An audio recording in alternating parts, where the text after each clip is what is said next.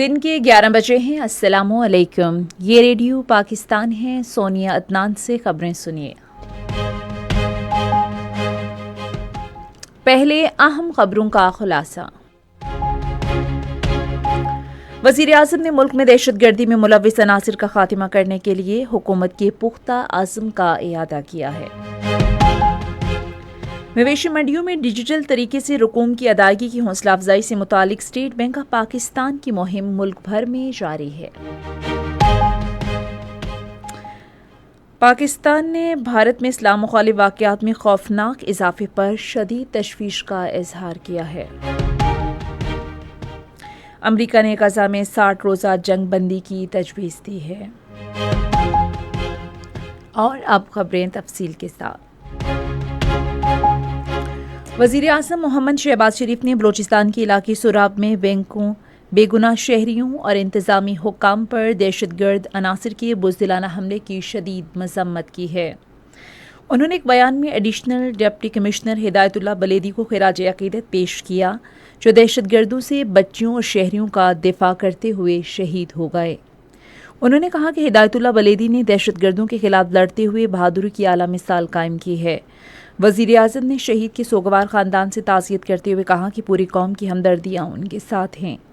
वज़ीर आज़म ने कहा कि फितनातुल हिंदुस्तान के दहशतगर्द अनासिर के मुकम्मल ख़ात्मे के लिए पूरी कौम मुसल्लह अफ़वाज के शाना बशाना खड़ी है। स्टेट बैंक मवेशी मंडियों में नक़द रकम की बजाय कैशलेस मुहिम की हौसला अफजाई कर रहा है।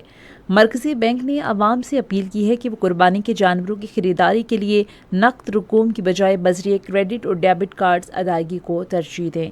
इस इक़दाम का मकसद मवेशी मंडियों में शफाफियत और सिक्योरिटी को यकीनी बनाना है। खैबर पख्तूनख्वा के गवर्नर फैसल करीम कुंडी ने पाकिस्तान और उज़्बेकिस्तान के दरमियान मुआशी ताउन बढ़ाने के लिए तजारती वफूद के तबादलों की अहमियत पर जोर दिया है। उन्होंने इन ख़यालात का इजहार पाकिस्तान में उज़्बेकिस्तान के सफ़ीर अली शेर तख्ताइफ से इस्लामाबाद में मुलाकात में किया। उन्होंने इलाकाई रवाबित बेहतर बनाने के लिए बरास्ता पेशावर उज़्बेकिस्तान अफ़गानिस्तान रेलवे मंसूबे की तौसी पर भी इत्तफ़ाक़ किया है। उन्होंने इस्लामाबाद और ताशकंद के दरमियान सफ़री सहूलियात और बाहमी अवामी राब्ते मजबूत बनाने के लिए बराह रास्त परवाज़ें शुरू करने पर भी तबादला ख्याल किया। पाकिस्तान ने भारत में बढ़ते हुए इस्लाम मुखालिफ वाक़यात पर गहरी तशवीश का इजहार किया है। दफ्तर ख़ारिजा के तर्जुमान शफ़क़त अली ख़ान ने सहाफ़ियों के एक सवाल के जवाब देते हुए कहा कि पाकिस्तान ने भारतीय हुकूमत पर बारहा जोर दिया कि वो अपने तमाम शहरियों के हुकूक और उनके तहफ़्फ़ुज़ को बिला इम्तियाज़ मज़हब यकीनी बनाए। उन्होंने कहा कि नफ़रत अंगेज़ तकरीर, इम्तियाज़ी सलूक और रियासती जबर के ज़रिए मुसलमानों को निशाना बनाना बैनुल अक़वामी बरादरी के लिए भी बाइस तशवीश का मामला है।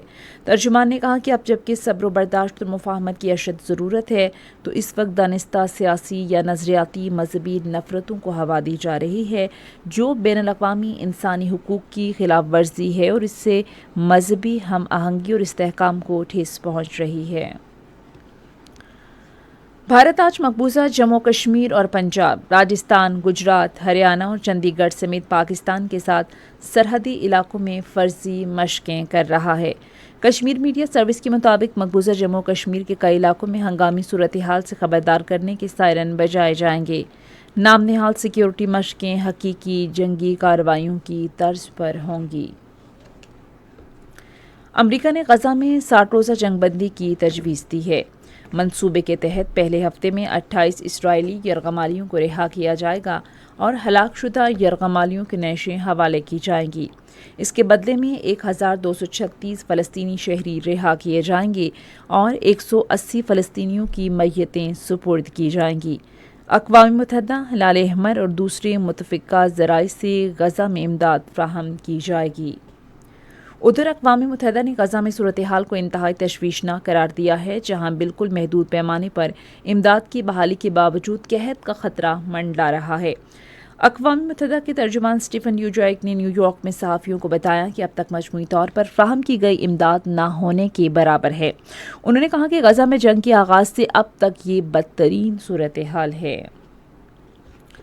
पाकिस्तान और बांग्लादेश के दरमियान तीसरा और आखिरी T20 क्रिकेट मैच कल लाहौर में खेला जाएगा। मैच रात 8 बजे शुरू होगा। پاکستان سیریز پہلے ہی 2-0 سے جیت چکا ہے۔ پاکستان اور سری لنکا کی ٹینس ٹیموں کو کولمبو میں Asian tennis federation ATF 12 for under team جنوبی ایشیا مقابلوں میں مشترکہ طور پر فاتح قرار دیا گیا ہے۔